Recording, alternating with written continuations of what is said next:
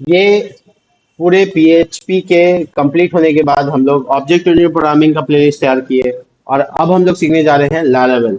जो मार्केट के डिमांड के हिसाब से अगर बात की जाए तो ये मोस्ट डिमांडिंग फ्रेमवर्क होगा जिसमें हम लोग आराम से यहाँ पर है ना सीख सकते हैं लारावेल। तो इस प्लेलिस्ट में बने रहिएगा, मैं एक एक करके एक एक दिन में वीडियो डालूंगा आराम से। और आज मैं इसको सबसे पहले सिखाऊंगा कैसे इंस्टॉल करते हैं अपने अपने नॉर्मल लोकल पीसी में। तो नॉर्मल लोकल पीसी में इंस्टॉल करने के लिए आपको चाहिए होगा सबसे पहले कंपोजर। इसके इंस्टॉलेशन करने का कोई एक तरीका नहीं है, मैं अगर बताऊं तो इसके हजार तरीके हो सकते हैं, लेकिन उसमें से मैंने एक तरीका चूज किया है। यहाँ देखो कितने इंस्टॉलेशन के तरीके हैं, ये लारावेल के बारे में है। और इसके बाद यहाँ से थोड़ा सा नीचे आएंगे तो कैसे क्रिएट, देखो ये कंपोजर का इस्तेमाल पहला जो तरीका इस्तेमाल किया गया है। देखो before creating a first project make sure the local machine has PHP and composer. तो पीएचपी तो है ही है मेरे पास जैम की मदद से, जैम ने पीएचपी को इंस्टॉल कर रखा है, लेकिन मेरे पास कंपोजर नहीं है। तो कंपोजर क्या होता है, इसका लिंक भी डाल रखा है इसने। मैं अगर वेबसाइट खोलूँ तो एग्जैक्टली वही वेबसाइट खुलेगा। और यहाँ पे डाउनलोड पे क्लिक करूँ, उसके बाद मुझे एक सेटअप मिल जाता है। यहाँ पे सिंपली इस सेटअप पे क्लिक करूंगा तो ये इंस्टॉल हो जाएगा, इसी पे क्लिक करूंगा तो ये रन होने लगेगा। मैं इसको रन करके दिखा देता हूँ, तो देखिए सिंपली इसमें डेवलपर मोड पे क्लिक कर देना है, नेक्स्ट पे क्लिक करना है तो सी में कंपोजर में इंस्टॉल होगा। ठीक है, उसके आगे देखो जैम के अंदर का जो पीएचपी फाइल है उसको इसने डिटेक्ट कर लिया, सही पाथ बता दिया, उसकी थोड़ी देर वेट करना है, प्रॉक्सी वगैरह कुछ नहीं करना, आगे बढ़ जाना, इंस्टॉलेशन कंप्लीट। तो ये बेसिकली फर्स्ट स्टेप होगा, आपके कंप्यूटर में कंपोजर इंस्टॉल हो जाना चाहिए। उसका लिखो if you are developing in Mac Windows and PHP composer node environment. तो अगर आप ये सब कुछ करना चाहते हैं तो पीएचपी का ये लारावेल का ये वर्जन भी यूज कर सकते हैं, इसको बोलते हैं लारावेल हेल्थ। तो ये भी एक वर्जन है, एक्चुअल में ये पैसा लगता है इसमें, तो ये उसने अपना प्रचार भी कर डाला है। ठीक है, तो बेसिकली ये तरीका भी आप यूज कर सकते हैं। ये देखिए प्राइसिंग है इसका, ऐसे नहीं है कि फ्री है, कुछ चीज़ों में फ्री है, बाकी एक्स्ट्रा जो फीचर्स है काफ़ी पैसे लेते हैं। देखिए ये 4700 रुपये प्रो वर्जन का मिलेगा। तो ये बेसिकली इसकी ज़रूरत नहीं है आपको, आप नॉर्मली कंपोजर से कर सकते हैं क्योंकि आप स्टूडेंट, हम जानते हैं आपके पास पैसे नहीं होंगे। ठीक है, after installation the PHP and composer you may create a new project via composer like this. तो आप है ना इंस्टॉलेशन जब कंप्लीट कर लेते हैं तो आप प्रोजेक्ट को इस तरह से बना सकते हैं। तो आप आराम से क्या लिखेंगे, कंपोजर कमांड में लिखेंगे, टर्मिनल पे किसी भी जगह लिख सकते हैं, create project, create that project, उसके बाद लारावेल स्लैश लारावेल और उसके बाद प्रोजेक्ट का नाम। ये थोड़ा सा ना एक हर बार ऐसा लिखना पड़ेगा आपको। अब इसे इजी करना चाहते हैं तो आपके पास एक और तरीका है, इसको कहते हैं ग्लोबल इंस्टॉलर। तो ये बेसिकली एक ग्लोबली इंस्टॉल करने, यू में create new Laravel project by global globally install the Laravel installer via Composer. The Laravel installer allow you to select the preferred testing framework, database and ये उसकी प्रचार। तो basically यहाँ पे आप ग्लोबल इंस्टॉलर भी इंस्टॉल कर सकते हैं। इसका क्या तरीका है, इसको एक ही बार करना है, बार बार नहीं करना है, बार बार आपको बस इजी सिंटेक्स मिलेगा, कर लीजिएगा। तो क्या है ग्लोबल इंस्टॉलेशन का तरीका, composer global required Laravel slash installer. ठीक है, ये कमांड आपको एक ही बार डालना है कंप्यूटर में। हाँ, फॉर्मेट मार दीजिएगा कंप्यूटर को या पीसी को रीसेट कर दीजिएगा तो दोबारा आपको ये सब कुछ करना पड़ेगा। लेकिन अगर आप अभी कंप्यूटर में सेटअप कर लिया तो दूसरा प्रोजेक्ट बनाने के लिए लंबा कमांड नहीं लिखना पड़ेगा आपको, ईजी हो जाएगा आपके लिए। तो मैं यही आपको ग्लोबल इंस्टॉलर से बताता हूँ क्या करना है। सबसे पहले आपको ग्लोबल इंस्टॉलर यहाँ पे इंस्टॉल करना है, ग्लोबल इंस्टॉलर करना है। तो देखिए मैं आपको दिखाता हूँ कैसे इंस्टॉल करना है। पहले ये देख लो, ये कंप्लीट हो गया, फिनिश पे क्लिक कर लेना है और आपको अपना कहीं पे टर्मिनल ओपन करना है। डेस्कटॉप पे टर्मिनल ओपन करना है, राइट क्लिक कीजिए और ओपन इन। अगर आप विंडोज 10 यूज कर रहे हैं तो सिर्फ बटन दबा के रखिएगा, तब राइट क्लिक कीजिएगा, तो इससे क्या होगा, वहाँ पे पावर शेल आ जाएगा। जैसे यहाँ पावर शेल डायरेक्ट आ रहा है, विंडोज 11 में डायरेक्ट आता है, विंडोज 10 में सिर्फ प्लस राइट क्लिक पे आता है। तो यहाँ पे आपको लिखना है कंपोजर, जो कि आपको पता है जैसे वर्जन से चेक कर सकते हैं उसका वर्जन। देखो इंस्टॉलर परफेक्ट है, पीएचपी भी इंस्टॉलर परफेक्ट है, सबका वर्जन दिखा रहा है। तो मैं यहाँ पे लिखूंगा कंपोजर ग्लोबल रिक्वायर्ड। ठीक है, ये देखो रिक्वायर और उसका Laravel slash installer, Laravel spelling देख लीजिएगा गलती नहीं हो, इंस्टॉलर। ये आपको इंस्टॉलर के इंस्टॉल करना है, थोड़ी देर लगेगी, ये इंस्टॉलर इंस्टॉल हो जाएगा। ये एक ही बार करना है, आपको बार बार नहीं करना है। ये फर्स्ट टाइम आप कर रहे हैं इसलिए हम आपको बता रहे हैं।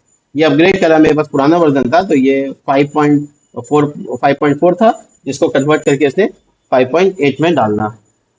ये अपग्रेड कर दिया, देखिए हो गया कंप्लीट। अब मुझे यहाँ पे क्या करना है, अब जब भी मुझे कोई प्रोजेक्ट बनाना है मुझे लिखना है लारावेल न्यू और प्रोजेक्ट का नाम। ये आसान होगा, लारावेल न्यू और प्रोजेक्ट का नाम, लारावेल न्यू प्रोजेक्ट का नाम। जब भी हमको इंस्टॉल करना होगा तब भी यही करेंगे। तो जैसे आज हम पहला प्रोजेक्ट इंस्टॉल करने जा रहे हैं, वो भी डेस्कटॉप पे कर रहे हैं, तो हमको लिखना है लारावेल न्यू और प्रोजेक्ट का नाम। तो प्रोजेक्ट का नाम आज लिखते हैं माई फर्स्ट वेब। ठीक है, एंटर। थोड़ी देर रुकना होगा आपको, 1 मिनट या 1.5 मिनट का समय टोटल है आपको लगेगा, जिसमें आपसे कुछ पहले क्वेश्चन पूछा जाएगा। स्टार्टर किट में क्या चाहिए, कुछ भी नहीं चाहिए तो बस एंटर कर दीजिए। टेस्टिंग के लिए आपको क्या चाहिए, तो वो कुछ भी नहीं चाहिए तो एंटर कर दीजिए। आपको वहां पे नहीं तो लिखना पड़ेगा वो नंबर को, जैसे ब्रिज या जेट स्ट्रीम क्या होता है, ये सब मैं बताऊंगा आपको, लेकिन अभी ज्यादा पढ़ने में नहीं पड़ता। तो नॉर्मली इंस्टॉलेशन की पूछ रहा है, गेट डिपेंडेंसी चाहिए, तो हम बोले यस कर दोगे तो गेट भी आ जाएगा। खैर नो कर दो अभी, यानी एंटर मार दो बस ब्लैंक, तो आपका इंस्टॉलेशन शुरू हो जाएगा। ये इंस्टॉलेशन प्रोसेस में क्या करता है, जितना फ्रेमवर्क के लिए पैकेज चाहिए ना, सब कुछ इंस्टॉल करने लगेगा। आपको कुछ नहीं करना, बस वेट करना, और ये पूरा का पूरा इंस्टॉलेशन हो जाएगा। तो मिलते हैं इंस्टॉलेशन के बाद। एक्चुअली लारावेल से पहले, जब लारावेल फेमस नहीं था, तो उससे पहले एक फेमस था सैम्फोनी। सैम्फोनी, ठीक है। पता नहीं, स्पेलिंग देखना पड़ेगा सैम्फोनी। ये यहाँ पे देखो, SYMFONY, ये वाला, ये काफी फेमस है, ठीक है। तो सैम्फोनी जो है पुराना, अगर हम बात करें, एक मिनट, शायद इंटरनेट कनेक्शन की एरर है।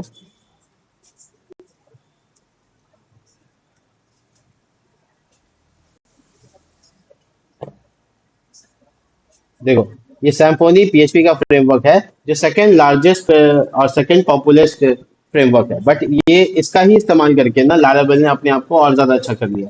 तो जब हम लारावेल इंस्टॉल करते हैं तो सैम्फोनी का ही काफी पैकेज इंस्टॉल होता है। देखो, सैम्फोनी ट्रांसलेशन, सैम्फोनी, ये तुमको बहुत सारा सैम्फोनी का मिलेगा। देखो, ये सारे पैकेज सैम्फोनी से आ रहे हैं।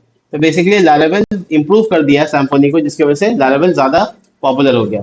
खुद इसका जो बेस है, पीछे जो पैकेजेस इस्तेमाल कर रहा है, वो खुद सैम्फोनी का कर रहा है, जो यहाँ पे बेसिकली दूसरा नंबर का सबसे ज्यादा इस्तेमाल किया। लेकिन पहले जब लारावेल नहीं था तो सैम्फोनी नंबर 1 पे था, ठीक है। तो हमारा जो पैकेज है अभी हम लोग जो यूज कर रहे हैं, वो सैम्फोनी का इस्तेमाल कर रहे हैं। ये उसको क्रेडिट देना जरूरी है, इसलिए मैंने ये वेबसाइट खोल दिया, ठीक है। खैर, तो यहाँ पर हम लोग सारी चीजें कर लिए, रेंडम रेंडम। और हमारा जो आखिरी जो मैसेज है, जब इंस्टॉलेशन हो जाता है, तो यहाँ पे देखो क्या मैसेज आ रहा है, एप्लीकेशन की सक्सेसफुल। और उसके बाद उसने लिखा है कि ये डेटाबेस सेटअप कौन सा करना है। तो एक्चुअल में आपको चूज करना होता था, हम एंटर मार दिया तो चूज हो गया गलती से। तो ये यहाँ पे आप डेटाबेस चूज कर सकते हैं, डेटाबेस चूज कर सकते हैं। माई स्क्वेल करना है, स्क्वेल करना है, मारिया जीबी करना है, पीजी स्क्वेल करना है, स्क्वेल सर्वर करना है, कौन सा डेटाबेस चाहिए आपको, वो आपको सब सिंपली सिलेक्ट कर लेना। जैसे आपने सिलेक्ट किया, वैसे ही वो डेटाबेस अलाउ हो जाएगा। अभी बाय डिफॉल्ट जब लारावेल वर्जन 11 आया था फरवरी में इसी साल, तो उसने बाय डिफॉल्ट डेटाबेस को माई स्क्वेल की जगह पे स्क्वेल लाइट कर दिया, स्क्वायर लाइट लगा दिया। तो स्क्वायर लाइट लगाने की वजह से ये बाय डिफॉल्ट मेरा अभी किस में इंस्टॉल हो गया, स्क्वायर लाइट। देखो, square light database configuration in your existing project, और उसके बाद जो एंटर मार दिया ना, तो काफी चीजें एक्सेप्ट कर लिया और उसमें डेटाबेस वगैरह बना भी दिया। तो ये बेसिकली आपका, आप इसमें डेटाबेस को चेंज भी कर सकते हैं, स्क्वायर लाइट की जगह माइस्क्वेल भी कर सकते हैं, ठीक है। तो इसमें परेशान नहीं होना है आपको, बस सिंपली प्रोजेक्ट दिखा रहे हैं हम आपको कैसे करना है। आपका सबसे आगे आखिरी में जो आखिरी आएगा वो ये आएगा, एप्लीकेशन रेडी इन, एप्लीकेशन का नाम, और उसके बाद वो अपना बता देगा कैसे आपको इसको चलाना है। खैर, तो हमारा प्रोजेक्ट जो है ना डेस्कटॉप पे इंस्टॉल हुआ है, इसलिए डेस्कटॉप पे एक फोल्डर मिल जाएगा। मैं आपको दिखाता हूँ फोल्डर, नाम है माई फर्स्ट वेब, ये वाला है फोल्डर। इसको VS कोड में ओपन कर लेना। VS कोड मेरे पास पहले से इंस्टॉल है, अगर आपके पास नहीं है तो प्लीज इंस्टॉल कर लीजिएगा, और आपका VS कोड में प्रोजेक्ट आ गया। और लारावेल का ये फोल्डर इतना सारा फाइल के साथ आता है, ढेर सारा पैकेज के साथ। अभी एक फोल्डर के बारे में बात करेंगे हम लोग, लेकिन मोटे मोटे तौर पे समझते हैं कि लारावेल काम क्या करता है, ठीक है। तो देखो, लारावेल जो है ना एमवीसी फ्रेमवर्क पे काम करता है। एमवीसी आर्किटेक्चर का नाम है, यानी कैसे अपने फोल्डर्स को या फाइल को अरेंज किया जाता है, इसको आर्किटेक्चर कहेंगे। तो हमारा जो आर्किटेक्चर है वो MVC architecture, obviously object oriented programming पे ही काम करता है, बट आर्किटेक्चर जो रखता है इसने एमवीसी पे रखता है। थोड़ा एक्सप्लेन करते हैं इसको कैसे काम करता है, मोटे मोटे तौर पे समझो। एमवीसी का फुल फॉर्म होता है मॉडल व्यू कंट्रोलर, ठीक है। तो मॉडल का काम है डेटाबेस को मैनेज करना, डेटाबेस से रिलेशन बनाना, डेटाबेस का सारा काम करना मॉडल का काम है। यानी अगर हम कंट्रोल व्यू की बात करें, तो व्यू में HTML CSS जावास्क्रिप्ट रहेगा, यानी जो पब्लिक से रिलेशन जिसका है। तो पब्लिक का जो फ्रंट एंड जो टास्क है वो व्यू वाले में रहेगा, और जो तुम्हारा मॉडल है उसमें डेटाबेस रहेगा। तो डेटाबेस हो गया बैकएंड से पीछे, और व्यू हो गया यूजर के पास। बीच में आता है दोनों को मैनेज करने के लिए कंट्रोलर। तो डेटाबेस से कौन सा डेटा लेना है, क्या उसको दिखाना है, क्या छुपाना है, या उसमें अंदर यानी कि मॉडल को सारा कुछ कंट्रोल करेगा और व्यू को आउटपुट दे सकता है। एग्जैक्टली उल्टा कर दो, जब डेटाबेस में यूजर डेटा डाल रहा होगा, फॉर्म डाल रहा होगा, तो फॉर्म व्यू है, लेकिन फॉर्म का जो डेटा है वो पहले कंट्रोलर के पास आएगा, कंट्रोलर उसको वेरीफाई करेगा, चेक करेगा, और तब वो मॉडल को पास कर देगा, यानी डेटाबेस को पास कर देगा। इस आर्किटेक्चर बहुत अच्छा सक्सेसफुल आर्किटेक्चर है। इसको सबसे पहले ASP.NET ने तैयार किया था, बट इसमें आज सभी फ्रेमवर्क लगभग लगभग जो वेब बेस्ड एप्लीकेशन बनाते हैं उसमें इस्तेमाल किया जाता है। तो लैरावेल भी MVC आर्किटेक्चर पे है। MVC architecture object oriented programming based है, ठीक है, वो बेस्ड है। तो MVC एक और उसके आगे एक स्टेप आगे लेके जाता है आपको। तो MVC आर्किटेक्चर को यहाँ पे हम लोग थोड़ा सा समझने की कोशिश करेंगे। सबसे पहले देख लेते हैं कि MVC वाला फोल्डर कहाँ है, मॉडल किधर है, कंट्रोलर किधर है, और तुम्हारा व्यू किधर है, वो देख लेते हैं। तो देखो हर फोल्डर अलग अलग जगह पे मिलेगा आपको। जैसे यहाँ पे सॉरी, अगर आप रिसोर्स नाम का फोल्डर को खोलेंगे तो देखो यहाँ पे व्यू फोल्डर मिल गया। तो ये वो वाला MVC का व्यू है, ठीक है। और इसी तरीके से अगर हम ऐप को खोलेंगे तो यहाँ हमको मॉडल मिल जाएगा, और HTTP को खोलेंगे तो यहाँ कंट्रोलर मिल जाएगा। तो मॉडल, व्यू, कंट्रोलर सब एक जगह पे स्थित है। आपको धीरे धीरे फोल्डर के बारे में, आप जैसे नया नया घर में जाओगे तो आपको कमरे का पता नहीं होता है ना, कि कहाँ पे बाथरूम है, कहाँ पे डाइनिंग है, कहाँ पे रहना है, किधर से निकलना है, कौन सा रास्ता है, सीढ़ी जाने का रास्ता कौन सा, ये पता नहीं होता है क्योंकि आप नए होते हो वहाँ पे। लेकिन एग्जैक्टली अपने घर में आंख बंद करके भी चल सकते हो। इसी तरीके से आपके फोल्डर आर्किटेक्चर में यहाँ पे डिस्टर्बेंस थोड़ा सा आएगा आपको, क्योंकि आप यहाँ के लिए नए हैं। तो आपको थोड़ा टाइम देना पड़ेगा और निकालना पड़ेगा कौन कहाँ है, इसकी जानकारी थोड़ी लिख भी सकते हैं आप चाहे तो, कोई दिक्कत नहीं है। सबसे पहले मैं आपको एक पहला पेज दिखा देता हूँ, सारी बातें एक तरफ, हमारा आउटपुट आना चाहिए एक तरफ, ठीक है। तो मैं यहाँ पर सबसे पहले टर्मिनल ओपन कर लूंगा, और कौन से कमांड से काम करता है, रन करता है। जैसे हम लोग अपना नेक्स्ट जेएस का प्रोजेक्ट npm रन देव लिखते हैं तो रन हो जाता है। ऐसे ही हमारा लैरावेल का प्रोजेक्ट डेस्कटॉप पे इंस्टॉल हुआ है। याद रखिएगा पीएचपी का जितना प्रोजेक्ट अब तक कहाँ रखे थे, htdocs में। इसकी जरूरत नहीं है, लैरावेल वाला प्रोजेक्ट कहीं भी रह सकता है, ठीक है, और वहीं पे रन कर सकते हैं। रन करने के लिए कमांड है यहाँ पे देखो PHP, और आप लोग सब हैं आर्टिशन, और उसके बाद सर्व, PHP आर्टिशन सर्व। आप सब PHP आर्टिशन है और सर्व करेंगे, दैट्स इट।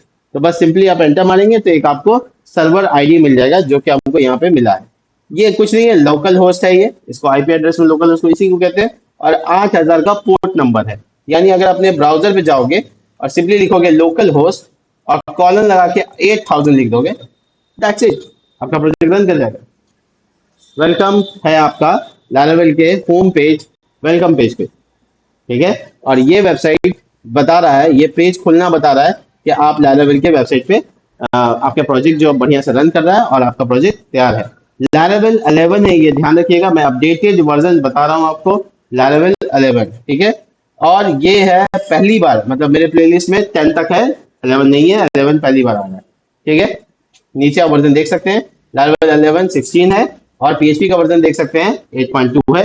ये 8.1 मिनिमम रिक्वायरमेंट है इसका, यानी इससे नीचे में लैरावेल 11 सपोर्ट नहीं करता। तो ये है मोटे मोटे तौर पे। अब इस जगह पे आपको अपना वेबसाइट चाहिए, तो क्या ऐसा करेंगे जो हो जाएगा। तो सबसे पहला एडिटिंग सीखते हैं, कहाँ चेंज करना है। तो व्यू में ऑब्वियसली, क्योंकि पब्लिक का काम है, तो रिसोर्स फोल्डर में व्यू, व्यू के अंदर देखिए वेलकम डॉट, यहाँ पे 2 एक्सटेंशन लगा हुआ है, एक है ब्लेड, एक है PHP dot blade dot PHP। तो ब्लेड एक टेम्पलेट इंजन का नाम, टेम्पलेट इंजन का नाम है, जिसको हम लोग यहाँ पे ध्यान देंगे, ठीक है। तो वेलकम डॉट PHP।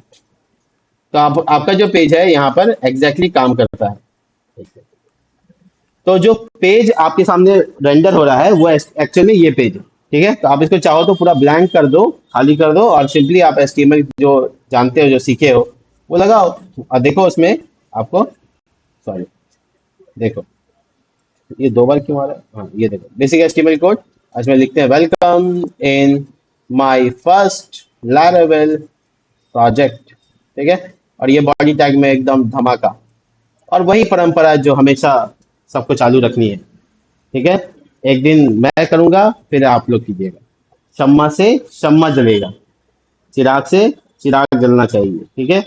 आगे देखिए हेलो वर्ल्ड, यहाँ पर आउटपुट आपके सामने, पेज रिफ्रेश, और हेलो वर्ल्ड आपके सामने। ये है आपका फर्स्ट पेज, इसमें कोई कॉन्फ़िगरेशन नहीं किया, कोई मैकेनिज्म नहीं लगाया, जो पेज था बस को हटा के अपना हेलो वर्ल्ड डाल दिया, परंपरा पूरा हुआ, ठीक है। तो ये है यहाँ पे हेलो वर्ल्ड देखने का तरीका। यहाँ पर आप कर सकते हैं अपना सिर्फ HTML CSS और कुछ नहीं, यहाँ PHP नहीं करना आपको। PHP जो आप लोग वहाँ पे कोर PHP में करते थे, यहीं पे ऊपर में PHP फिर इसके बाद HTML, ऐसा यहाँ नहीं करना, सबको अलग करना। डेटाबेस का काम अलग मॉडल में करना है, कंट्रोलर का काम, लॉजिक लिखने का काम, फंक्शन बनाने का काम, सब कुछ कंट्रोलर में, और जितना HTML CSS जावास्क्रिप्ट होगा यहाँ। ठीक है, तीनों को अलग अलग करना, बाकी सबको एक दूसरे से कनेक्ट करना सिखाएंगे आपको। बने रहिए इस प्लेलिस्ट में, मिलते हैं नेक्स्ट वीडियो में, तब तक के लिए बाय।